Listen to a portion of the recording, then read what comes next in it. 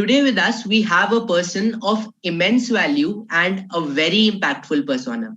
He is someone who has handled many big responsibilities during his lifetime with ease, determination, and a good sense of leadership. With over 30 years of experience in the global energy domain, previously he was the president and CEO of GE South Asia and managing director of Wartsila India Limited. Currently, he is the president of Infrastructure, Defense and Aerospace at Tata Sons Private Limited. So without taking more of your time, help me welcome our guest speaker for this evening, Shri BANMALI Agrawala. Hello, sir. How are you? Gautam, thank you so much. Thanks a lot for having me. So I'm really looking forward to this interview. Thanks. So firstly, I would like to ask you, how's your lockdown experience going on and how do you manage to keep up your productivity during this pandemic? Well, that's a great question, Swapan. I think lockdown has changed so many things for all of us. And I must say, for me, it's been also a little unique because I was also handling the effort for the whole of Tata Group in terms of, the COVID response. But I'll just come to that in a second. First, I think lockdown, when it started, I would say it was something new, something exciting, something novel. It's so much fun in a manner of speaking. You're sitting at home and doing all your meetings. Maybe you're wearing a proper attire on the top, but with the bottom half, maybe whatever, all those kind of things. So it was great fun. I think it was also productive because I think, we've learned how to start meetings on time. Just take a look at this one. It starts dot on time, it finishes dot on time. I'm sure if this were an in-person meeting, there could be a couple of minutes here or there. The discussions are very focused. And the one thing that I didn't realize, and I learned later, that, you can see expressions of people very, very clearly. So, the reactions of people, they are so sharp that, you've got to be ultra careful or ultra vigilant whenever, you're kind of having these kind of Zoom meetings, team meetings, and so on. So all that is the good side. But the one thing that it's also told me, Swapan, is that there is very little that can replace human touch. There is something called not just body language, but, feeding off each other's energy when you sit in the same room. I can sit through a board meeting for 4 hours or 6 hours in a room with everyone. You are looking at each other, you're maybe having a light moment once in a while, etc. But sitting in front of a screen for 4 hours or 6 hours it at least tires me out, right? So there's the good and bad. The other point, as I said, I was kind of managing the whole COVID effort for the Tata Group, and that was a tremendous experience, perhaps the best experience of my life.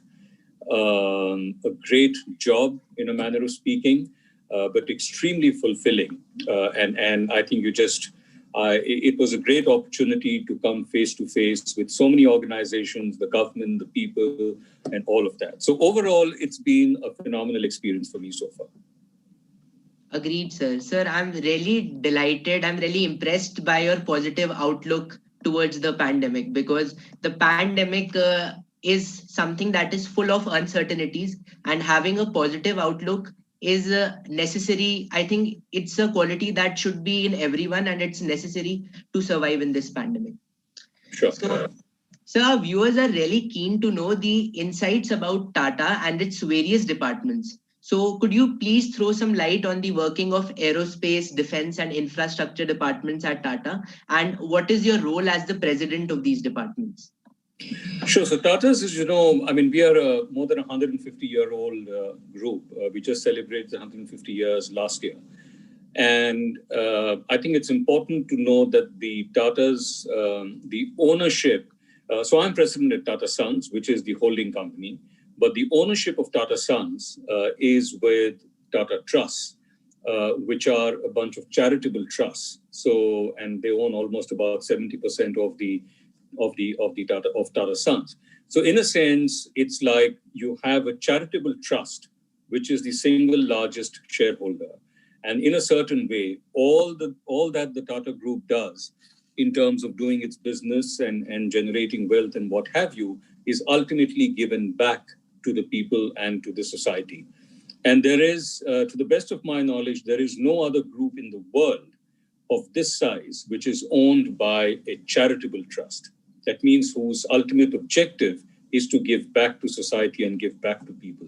The only one that comes close is Bosch. Bosch is also structured in a very similar way. The German group Bosch, as I'm sure all of you would have heard, and would know the name. So it's a unique construct. And therefore, the first point I'm making is that the whole ethos of the Tata Group is always that society comes first, the customers obviously come first, but our own people in terms of their well-being, their families and all that comes first. And, I remember Tata Steel, which is one of the largest companies we have in the group, it used to have a tagline of many years ago, which said, "We also make steel." And so the point was that, we do everything else, but, and we also make steel. So business also happens in a manner of speaking in the Tata Group, but the main thrust is to give back to society. Now, within that, so we've now divided the Tata Group into 10 different clusters. I look after the aerospace, and so there are two clusters, aerospace and defense, and then we have the infrastructure cluster. I look at both and sit on a few other boards as well. And we have different verticals within infrastructure. We have the oldest power company within the infrastructure called the group, the second largest EPC contracting company in the country in Tata Projects, the largest pure play engineering firm in the country, which is Tata Consulting Engineers, and so on. So I won't bore you with all of that, but just to say that I think we are present in this space in a very substantial way. We have a lot of capital deployed in this particular sector, almost about 70,000, 80,000 crores of capital. And it's very important for us, and it's important, obviously, for the country. So it's an exciting assignment. Yes, sir. So that was really informative, and it gives me a sense of pride to say that I am from a country where Tata belongs, as Tata has a sense of giving and a sense of giving back to the society, which is, I guess, really necessary, which should be really necessary in any corporate business. Because I have seen that corporate businesses are now focused only on making money, and we should also work towards the betterment of the society. True. So, sir, over the years, we have seen that your working methods have gained a lot of credibility. So I would like to ask you, what methods do you use to oversee diversified projects, and what makes your work so error-free? Yeah, I think that's a great question, Swapn. And first, I think, as you know, there is this age-old debate on are conglomerates a better construct of a business, or should you be very sharply focused in just one area of business?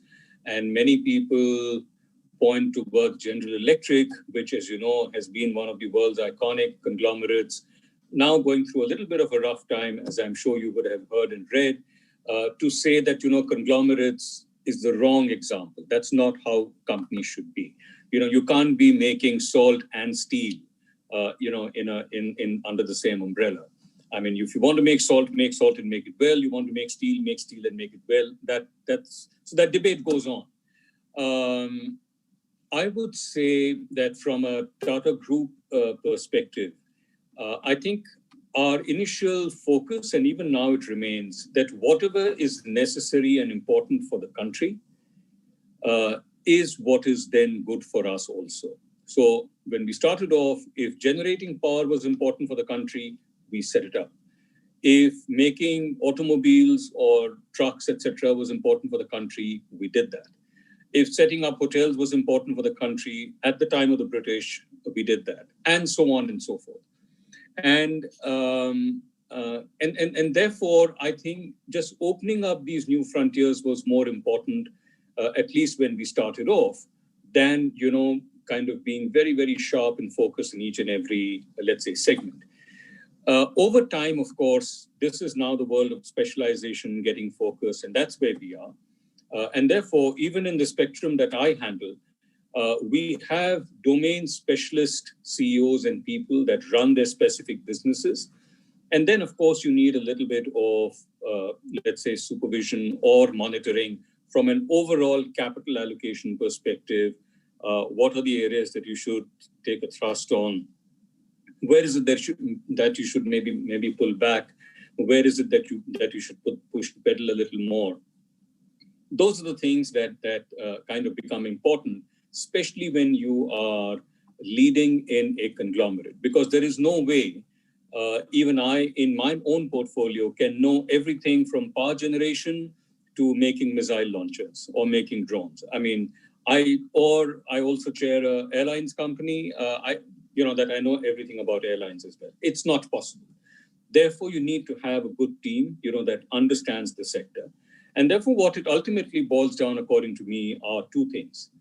First is, do you have the ability to ask the right questions that can provoke a good discussion, some thoughtful debate, and get the people to kind of, think in different ways. So the ability to ask the right questions is much more important than the knowledge of having all the answers, that I know how to produce power, I know how to make a car. That's not so important as it is to ask the right question.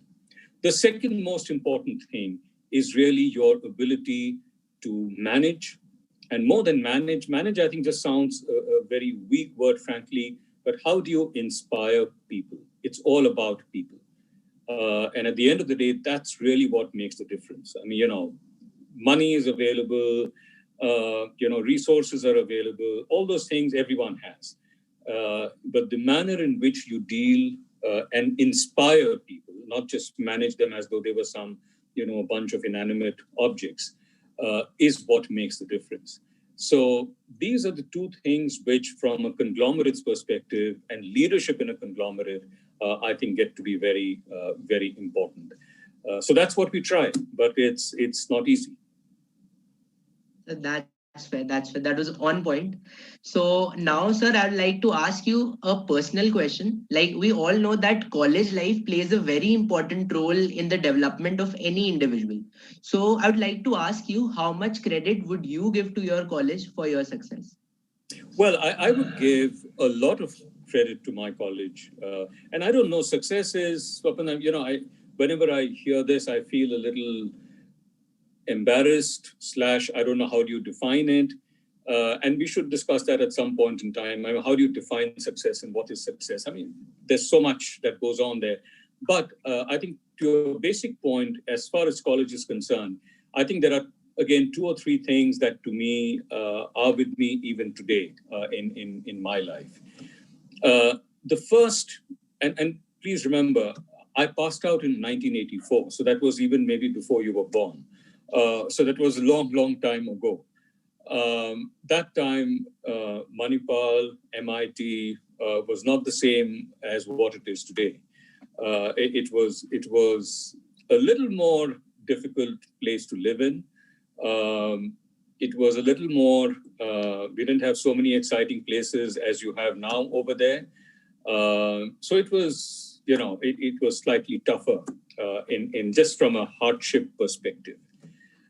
And I think what that does is, and many of us, and at least I do, we came from both my parents were teachers in a university, but you kind of get transported into, I did, into a relatively tough world from a living conditions and practical standpoint. And that teaches you something. I think that hardens you up, that kind of makes you a little more close to reality and what truth is. And that helped me a big deal. I used to live in Pune. I used to come in a bus all the way to Manipal. It was almost an 18-hour bus drive. Many a times, no seats available. So we used to sit on these biscuit tins and travel all the way. And that's, I learned a lot. So that's one. The second is from the years over there and the education, which I learned a lot. I think, and I did mechanical, the mechanical engineering workshop, even at that time, was perhaps the best workshop in the country, not just in Karnataka or wherever, in the country. And at least at that point in time, we had a gentleman, Professor Karand, who I think set up the mechanical workshop and who's a legend even now. I mean, his focus on teaching students how do you do things with your own hands, like running a lathe, operating a milling machine, doing forgings, castings, all those things was simply phenomenal. And to be honest, Swapan, I think if I spoke to my peers who went to other institutes, even, the famous, even the prestigious IITs and all that, I could bet I can turn a piece on a lathe better than they could. I knew what a forging unit was. I knew, how to actually forge a hexagonal bolt in the furnace in a certain time. My point being that the practical dimension of engineering is something which I think I learned much, much better than my peers at that point in time.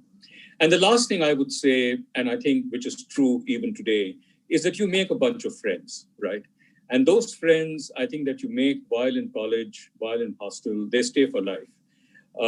So I have those friends of mine from college still with me today. We are still the same group.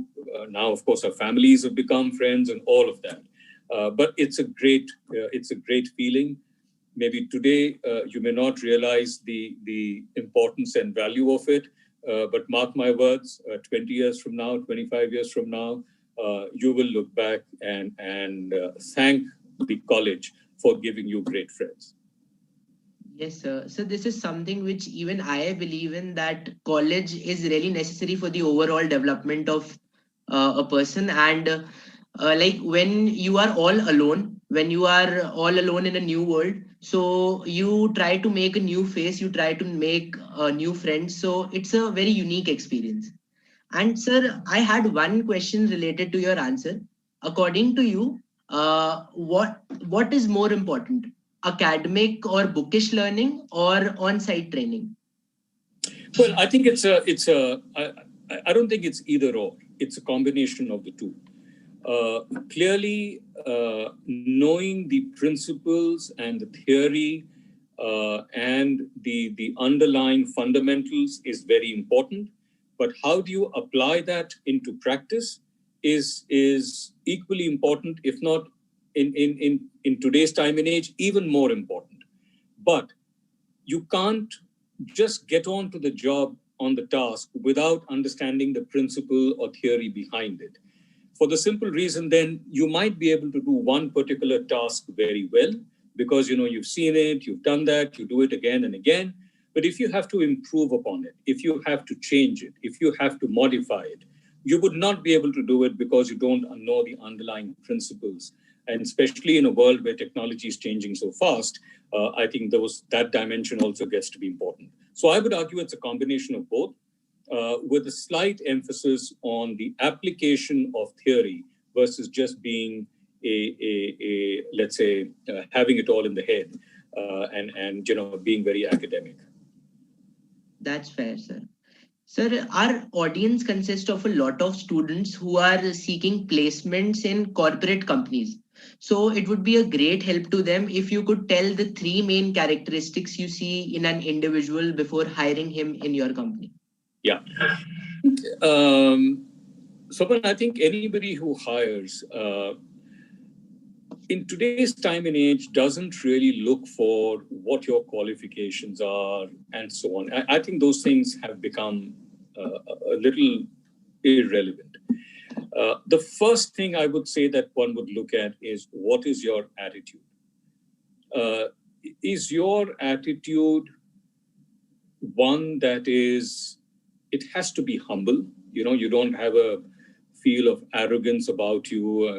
I'm come out from this fabulous place and I'm a topper and I'm a this and I can, change the world. So you don't have an arrogant attitude. So you're humble. And the other most important thing is your willingness and ability to learn, to, constantly be curious and to learn. Because even if, let's say, you haven't done much, but you have that curiosity in you, most organizations, at least the big ones, will have their own methods of training you, teaching you, etc., etc. Of course, the assumption is that your basic fundamentals, in terms of the knowledge and so on and so forth, are there. But nobody wants you to be a PhD or an expert. I mean, that's not what defines you. So the attitude is most important. And the second dimension is your ability to I would say, work in teams. Because this is not the world anymore of individual excellence. This is of collective, working together in teams. And I think if you have these two fundamental, let's say, traits, I would say that's a good place to start. The rest of it then kind of follows and comes in. The challenge is, of course, how do you identify these soft traits in a person when you are, interviewing and when you're taking people in. And that's where most organizations try and modify the interviewing process, or they have a training process or a probation period, and they put you into situations where these characteristics are tested or are witnessed. So believe me, nobody really bothers about your marks. Nobody really bothers about how quickly you can solve a problem, but they'd rather go after these personal attributes, which I said are very, very important. So that was really informative and helpful, and I believe that many students will benefit from your answer. So, sir, today Tata Group is under world's 100 top global companies with a total revenue of more than $100 billion. So, what do you think is the biggest strength of Tata? I would say that it goes back to where I started, Swapnan. I think it's the commitment to purpose and the fact that, we are positioned to give back to society. I think that is indeed the single most important reason as to why the Tata Group enjoys the credibility that it has. And I think the respect that he has. And the underlying objective of the Tata Group has never been just to make money. As I said earlier, it's always been to give back. And I think that is what has kept us going for all these many years. That's wonderful to hear, sir.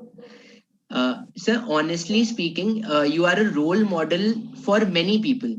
So I would like to ask you, who is your role model and what are his or her qualities that you would like to inculcate in yourself? Yeah. Swapan, I think role model is a very, how should I say, it's a very tall order and a very tall term. And I would rather that, all of us, at least me, while there are certain individuals, and I'll just come to that, whom you look up to. But I think, it's having a piece of each, in a sense, the best of X and the best of Y and the best of Z for different aspects.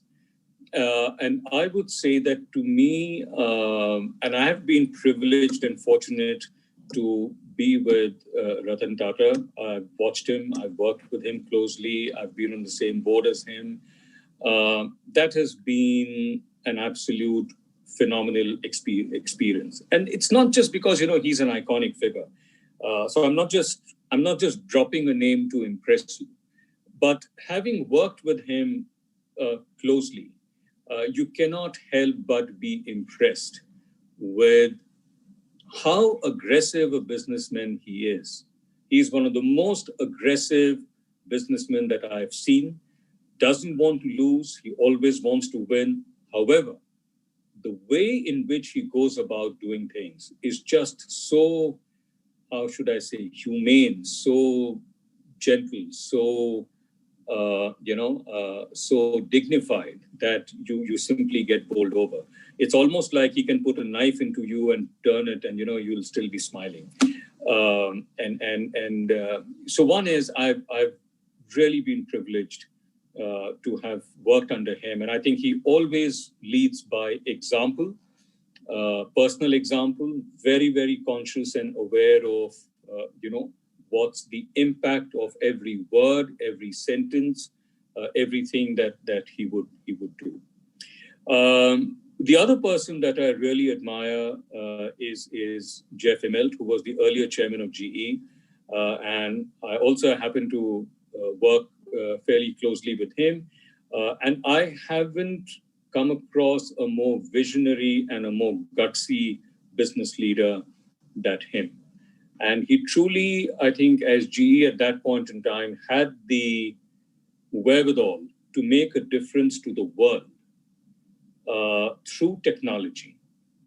And I think he had an idea about how do you think. So when you have, it's like if someone were to give you the power, right, that you can change the world, what would you do with that power? How would you use it? And that's, I think, what he did, and I really admire him for that. So these are two of the people who I admire a lot. And there's one more, not from the business arena, but it's more from, the music world. I love music a lot.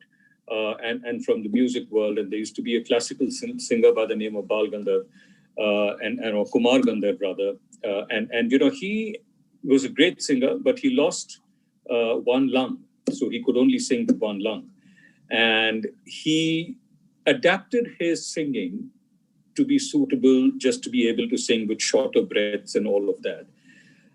And those of you who like music and you hear him and you listen to him, you'll realize that how, despite a major, I would say, handicap, he still was one of the world's best. So different people for different things. Sorry for a long answer, but yeah, these people really inspire me. Yes, sir. I don't know about the other two people, but I have seen many interviews of Ratan Tata, and I feel that he brings a lot of charisma to any room and a lot of charisma everywhere, and he's a big icon for India. Yes, sir.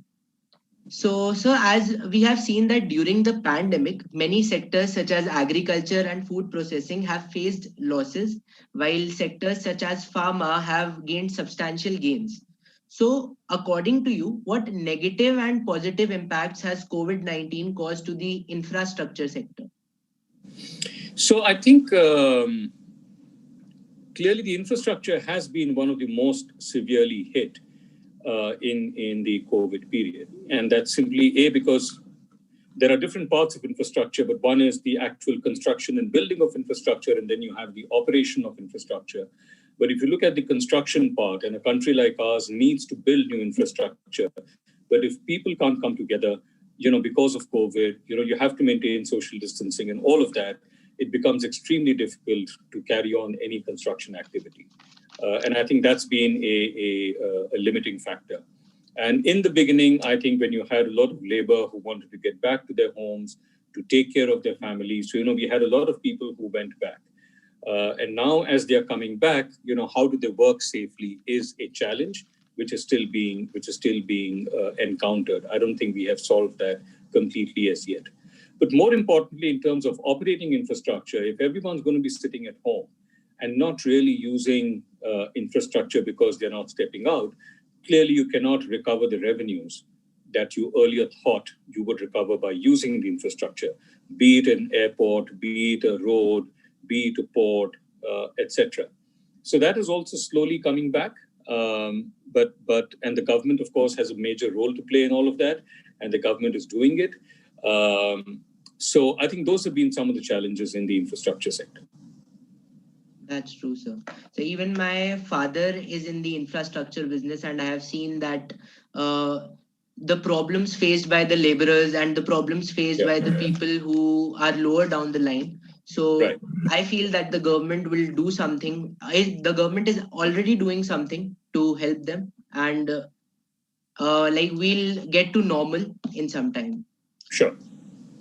So, sir, from tea to a 5-star hotel, from needle to a steel industry, from a nano car to Jaguar, Tata has dominated in every department. So, sir, could you please tell me what upcoming projects Tata is engaged in? Well, now you're asking for insider information, but I can share with you a few things which are in the public domain already. So in this COVID period, we seeded 2 new businesses. One of them, and since I'm involved in both the businesses, so I can speak about it. One is in medical diagnostics, in healthcare and medical diagnostics. So we've started to set up a company just about a month and a half ago. It's going to start, it's about molecular biology. It's going to start by making testing kits and so on. The technology is indigenous. We've taken it from CSIR, which is the Council for Scientific and Industrial Research.